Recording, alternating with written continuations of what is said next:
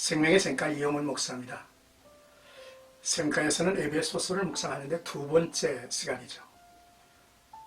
1장 15절에서 23절까지의 말씀입니다. 바울의 기도라고 하는 주제이죠. 바울은 에베소 교회에 관심을 가졌을 것입니다. 3년 동안 머물며 복음을 전한 것이기도 하죠. 이 교회에 대한 아름다운 소식은 바울에게 있어서 큰 기쁨이었습니다. 이제 바울은 감격과 설렘 가운데 감사하며 전한 하늘에 속한 모든 신령한 복을 에베소 교회 성도들이 충만하게 누리기를 기도하고 있습니다. 그러므로 우리가 에베소서를 묵상할 때 1장의 내용을 충분히 묵상하시고 그 은혜가 우리의 가슴 속에 이미 앞서 흘러넘쳐야 한다고 하는 사실을 덧붙여 드립니다. 이제 15절에서 16절까지는 기도와 감사가 되고 있는 교회라는 주제죠. 바울에게 전한 에베소 교회의 소식은 첫째로 주 예수 안에서의 믿음과 둘째로 성도를 향한 사랑이 넘쳐나고 있다는 것입니다. 이들의 믿음은 예수 그리스도를 알아가는 것, 그를 고백하는 것, 신뢰하고 순종하는 모습이 세상에 드러나고 있다는 것이죠. 또한 그들의 믿음이 형제 사랑으로 실천이 되어서 열매를 맺고 있다는 점입니다.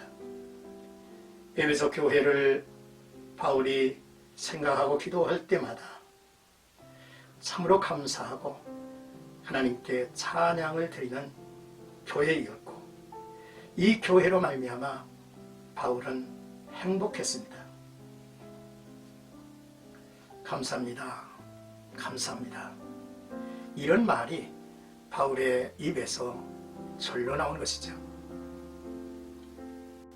이제 17절 지혜와 계시의 영으로 하나님을 알게 하소서. 구체적으로 에베소 교회를 향한 간구의 내용이죠. 바울은 지혜와 계시의 영을 주셔서 하나님을 알게 해달라고 구합니다.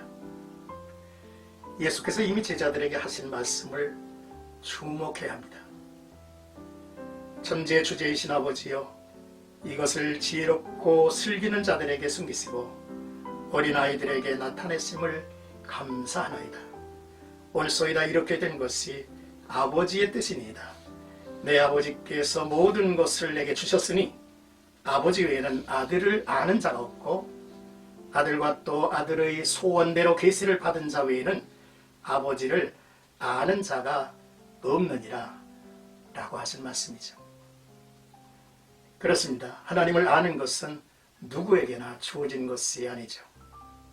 사람 스스로의 힘으로는 불가능하다는 것입니다.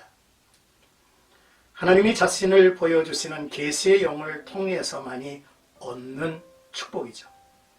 그래서 말씀을 통해서 주님을 알아야 하고 주님을 대면해야만 하는 것이죠. 18절에서 19절까지는 마음의 눈을 밝혀 우리가 받은 신령한 복을 알게 하소서라고 하는 간구입니다. 계시의 영으로 하나님을 알게 되면 마음의 눈이 밝아질 것입니다. 바울은 마음의 밝은 눈으로 하늘의 신령한 복을 알게 하시기를 구하죠. 바울은 우리가 받은 복을 세 가지로, 우리 모두가 받을 복을 세 가지로 설명하죠. 첫째, 부르심의 소망입니다. 하나님은 창세전에 계획하신 구원을 아들을 통해 완성하셨고 예수 그리스도 안에서 그 능력으로 죄사함과 그와 합하여 아들들이 되게 하셨다는 말씀이에요. 둘째, 성도 안에 있는 기업의 영광의 풍성함입니다. 아들이 된 상속자는 하늘의 모든 것을 얻은 자입니다. 역으로 알아야 할 것이 있습니다. 우리 하나하나가 하나님의 기업이 된다는 사실이죠. 셋째, 하나님의 능력입니다.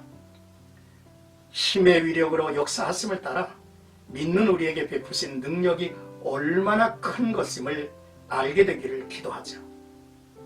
이 능력은 모두 하나님께서 우리를 구원하기 위해 보이신 능력을 말씀하고 있습니다. 끝으로 20절에서 23절까지는 그리스도께서 보이신 능력과 교회를 알게 하소서라고 하는 간구입니다. 고대 에베소 사람들이 상상할 수도 없었던 능력이죠. 그리스도께서 죽음에서 부활하셨으며 승천하셔서 하나님 오른편에 앉아 계신다는 사실입니다.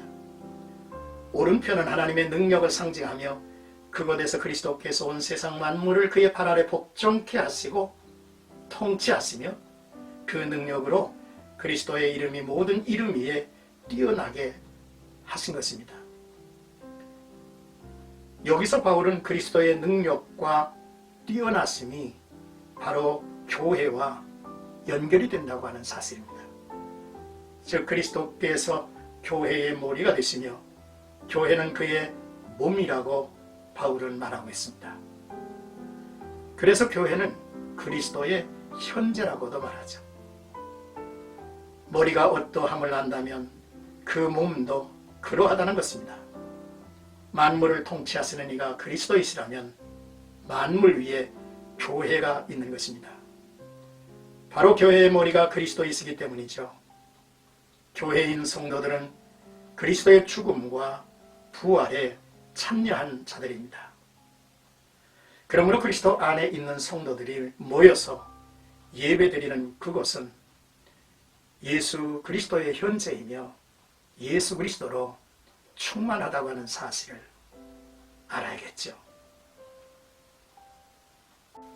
사랑하는 생각가족 여러분, 교회는 그리스도께서 만물을 통치하는 기관으로서 그리스도가 머리가 되어서 함께 만물이 그 안에서 통일이 되고 지배가 된다고 하는 것이죠. 그리스도, 교회, 만물로 연결되는 교회론의 웅장한 사상을 보여주고 있습니다. 이는 본서의 가장 큰 주제 중에 하나로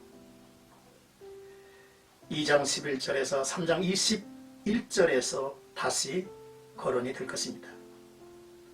만물 위에 계시고 만물을 충만케 하시는 주님이 교회를 충만케 하심은 당연한 일이죠. 그렇습니다. 오늘도 나와 여러분들이 하나님의 아들 예수 그리스도를 아는 깊은 영성이 나와 우리 모두에게 있기를 주님의 이름으로 축복합니다.